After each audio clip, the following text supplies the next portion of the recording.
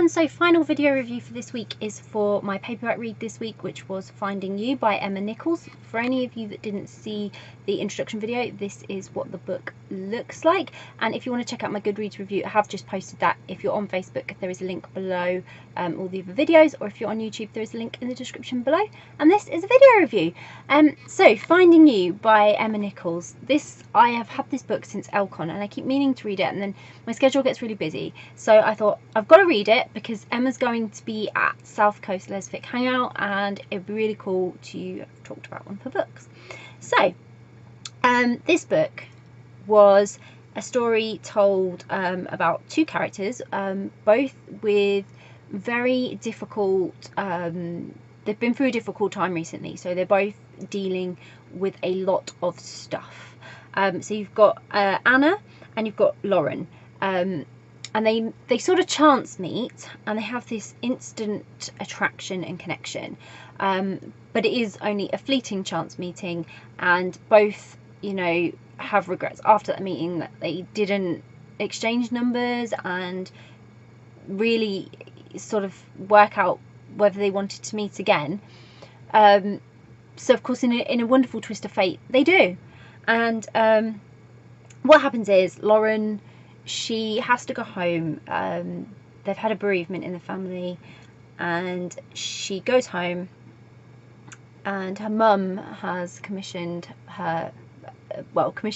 for a painting that Anna turns up to do. So they have this moment where because they know each other, and it's very awkward for a minute, but they get to know each other because Lauren's married, and she's not happily married though, and Anna, she's been through a really bad breakup. She's had shocking news. Like I say, both these characters, they're having such a hard time, and then obviously they've met, and then they've been thrown into this situation where Anna's turned up. So Lauren has even further difficulties with her wife Rachel over this, because Rachel instantly starts throwing accusations at Lauren when Lauren asks to break up. But it's not over Anna. You know, she's been having a really difficult time with Rachel for years, and it's not working, and meeting Anna perhaps has surfaced something in her, but that's all it is. You know, she's acting on previous feeling when she's sort of breaking up with Rachel, not on what the future may hold with Anna. But she really wants to find out, and so together they sort of have to work around commitments, but they spend some time together because of this painting that Lauren's mum wants done, and they slowly, you know, that attraction between them builds, and it builds into a relationship, and they're getting along, and everything's going swimmingly. It's going so well. They actually are really looking forward to their future, and they both want the same things, whereas the previous relationships they wanted, it just wasn't going to work out. There was too much difference, or you know, they just couldn't settle and work things out with the partners they were with.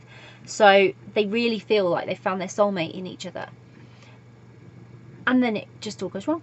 It all goes wrong. Complete twist of fate. It's ridiculous.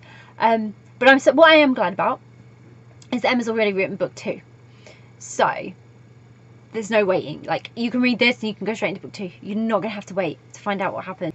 And I couldn't believe, like, this shock twist in the book was fantastic. It was so good because it really brought it all together right at the end, and it's given something to build on, something really good to build on.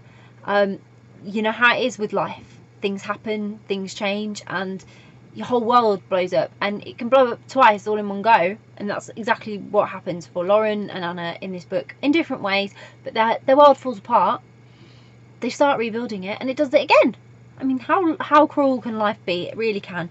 But this was a fantastic book, and it was really sweet, and it was just really, really nicely written and put together as a story, and gave you a lot as a reader to emotionally connect with the characters and get to know them, and then to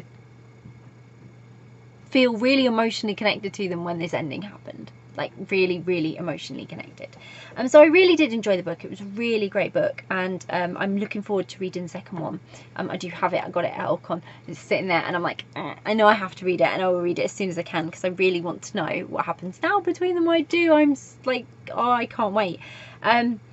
So yeah, it was really good. I really enjoyed it, and I'll pop a link in the description so you can go and grab a copy of it. And I will also put a link to the second book as well, just in case you want to buy them both together, so that you don't have to wait in between books, because you will need book 2 straight away, probably as soon as you finish with this.